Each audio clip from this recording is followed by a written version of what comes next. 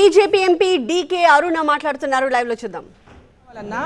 ఆ రాష్ట్రాల అభివృద్ధి కావాలన్నా ఖచ్చితంగా భారతీయ జనతా పార్టీ ఉండాలి అనేటువంటి ఆకాంక్ష ప్రజల్లో కనిపిస్తా ఉంది వాళ్ళకి చాలా స్పష్టంగా.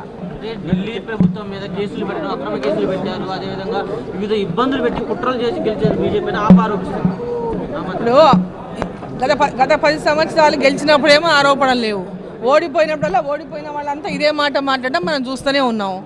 మొన్న ఈవీఎంల గురించి కాంగ్రెస్ పార్టీ మాట్లాడింది చూసినాం. గతంలో వాళ్ళు అధికారంలో వచ్చినప్పుడు లేదు దాని గురించి. ఇప్పుడు వాళ్ళు ఓడిపోతే ఈవీఎంలని బ్లేమ్ చేస్తున్నారు. సో ఈ విధంగా ఓటమిని కూడా వాళ్ళ తప్పులని ఏ విధంగా తమ యొక్క తప్పులతో ఈరోజు ప్రజల లోపల విశ్వాసాన్ని కోల్పోయిందో కాంగ్రెస్ పార్టీ మర్చిపోయింది. కేజ్రీవాల్ తన చేసినటువంటి అవినీతిని అంటే మన తెలంగాణ నుంచి ఢిల్లీ దాకా వాకింది లిక్కర్ అవినీతి.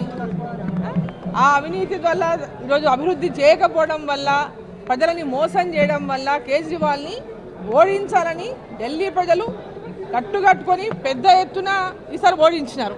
అంటే ఎక్కడ పోయినా మీకు స్పష్టంగా ప్రభుత్వం మీద వ్యతిరేకత కనిపించింది ఢిల్లీలో, కేజ్రీవాల్ మీద వ్యతిరేకత చాలా స్పష్టంగా కనిపించింది ఢిల్లీలో. మోదీ గారు ఉండాలా, ఇక్కడ ఖచ్చితంగా డబుల్ ఇంజన్ సర్కార్ రావాలా, మాకు డెవలప్మెంట్ కావాలని ప్రజల లోపల ఆకాంక్ష కనిపించింది. సో ఈరోజు ఒక విశ్వాసం, అభివృద్ధి ఎవరి వల్ల జరుగుతుంది, ఎవరుంటే దేశానికి బాగుంటుంది, ఎవరుంటే ఈ రాష్ట్రానికి అభివృద్ధి జరుగుతుంటే లక్ష్యము ఈరోజు ఆ యొక్క విజన్ని ప్రజలు చేయగలుగుతుంది అంత స్పష్టంగా.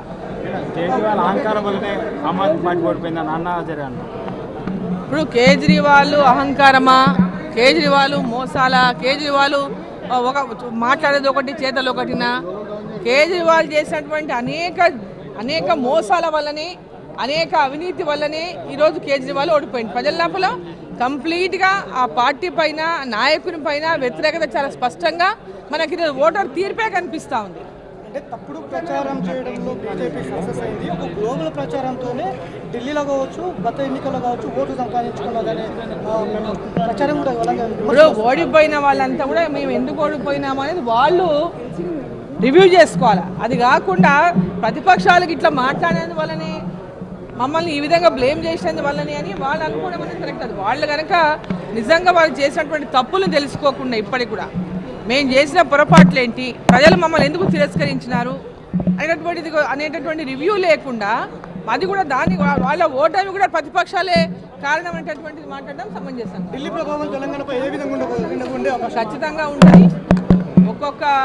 ఒక్కొక్క ఎలక్షన్లో కూడా కాంగ్రెస్ పార్టీ తన యొక్క కంప్లీట్గా ఈరోజు జీరో, ఢిల్లీలో ఒక సీటు కూడా రాలేదు కాంగ్రెస్ పార్టీ.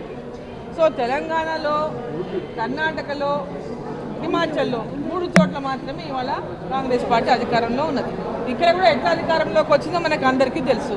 ఇప్పుడు రాష్ట్రంలో ఎంత ప్రజా వ్యతిరేకతను కాంగ్రెస్ పార్టీ ఎదుర్కొంటుందో మనం అందరం చూస్తున్నాం. ఇవాళ ప్రజలకు ఇచ్చిన హామీలన్నింటి కూడా ఇవాళ ఏ ఒక్క హామీ నెరవేర్చకుండా కేవలం హామీలని కాగితాలకే పరిమితం చేసిండు, కేవలం మాటలకే పరిమితం చేసిండు.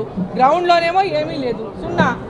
ఈరోజు తెలంగాణ రాష్ట్రంలో కూడా వచ్చే ఎన్నికల్లో కాంగ్రెస్ పార్టీ తీవ్రమైనటువంటి వ్యతిరేకతను ఇప్పుడు ఎదుర్కొంటుంది. కాబట్టి వచ్చే ఎన్నికల్లో తప్పకుండా అధికారం కోల్పోవడం ఖాయం. తెలంగాణ ప్రజలు కూడా మార్పు కోరుకుంటున్నారు.